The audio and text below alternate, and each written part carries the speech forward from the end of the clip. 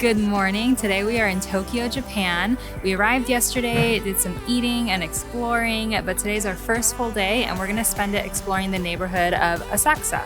In English, you would maybe say Asakusa, but in Japanese, it's Asakusa.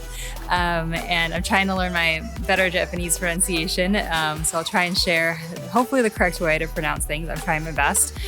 We got here in the metro. We have a 3-day metro pass that cost 1,500 yen, super affordable. It's like $11, and it gets you all around the metro. There's a couple lines that you can't use, but really it's been super helpful.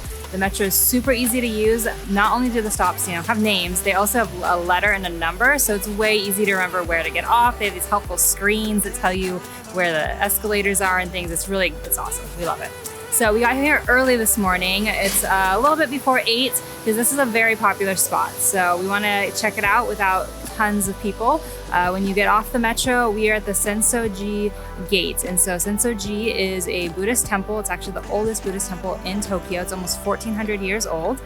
So we're gonna go check it out. And to get there, you walk on Nakimise Street, which usually has vendors. We're gonna come back when the vendors are open, but it's a little bit early, so it's kind of empty right now.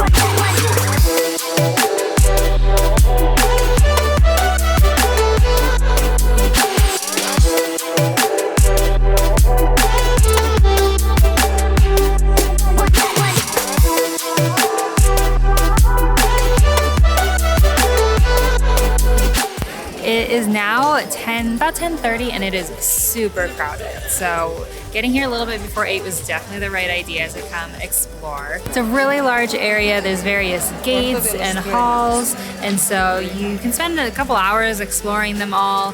It's free to enter.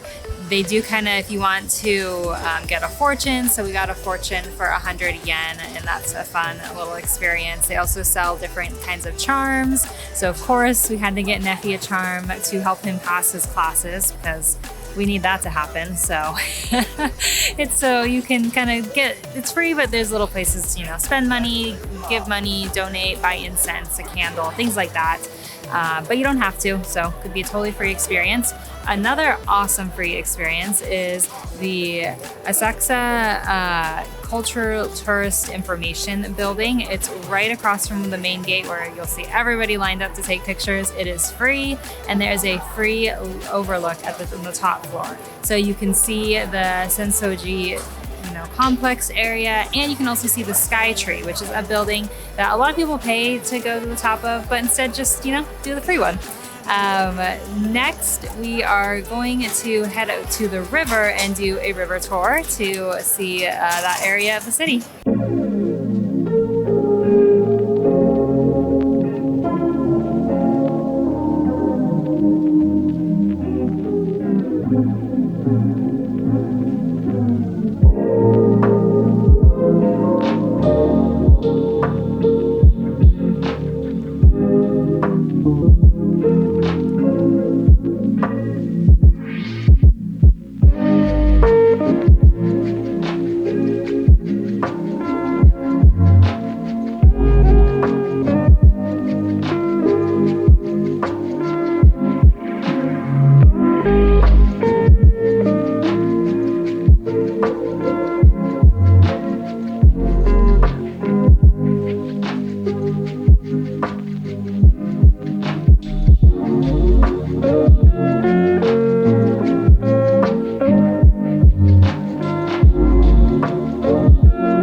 Walked over to Sumida Park. We were going to take a boat tour, but they didn't have any short tours running. They were more ferry tours where they drop you off at different places and then you can walk around and get back. And we didn't really know where any of them went, so we just decided to walk down to the park. And we are here in early March, and sakura or cherry blossom season is end of March, beginning of April. And so there are a few trees with cherry blossoms, but not very many.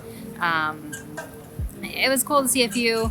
but it's a cute park. I think it would be a lot prettier during cherry blossom season. And then we walked back kind of on the other side of the Sensō-ji Temple kind of complex area and went to a handicraft museum, lots of interesting crafts from Japan, and wandered some of the streets around that area and came to a store called Don Quijote, which I would describe it as like an extreme Daiso. Daiso is kind of random, like a 100 yen store, lots of little things. Don Quixote has things that are more expensive. It's kind of like a grocery store with just everything you could possibly think of, like everything. This one here is 4 floors tall, so there's a lot of different things you can see. They have character items, so like Sanrio and Pokemon, and then they have just other foods, so Kit Kats. There's lots of varieties of Kit Kats in Japan, so if you're looking for some of those, they had a bunch of flavors here. It was a fun store to wander and experience for sure, though.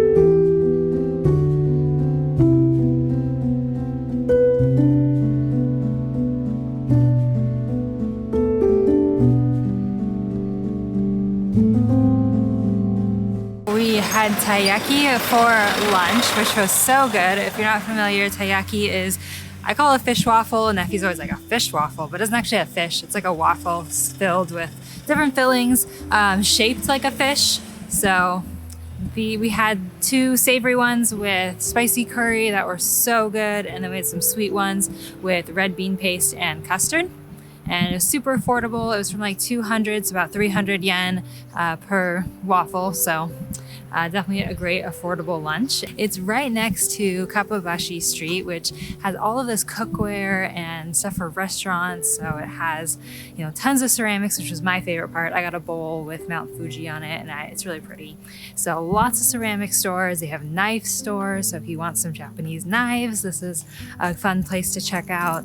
They have just anything you can imagine. There was an entire store dedicated to brushes, like just so much stuff. So it's a really fun street to wander and pick up like useful, practical souvenirs, And now it's about 3 p.m. and we are headed back to our Airbnb to rest. We're a little bit jet lagged still, so we're gonna take it easy for the afternoon and then go back out again for dinner.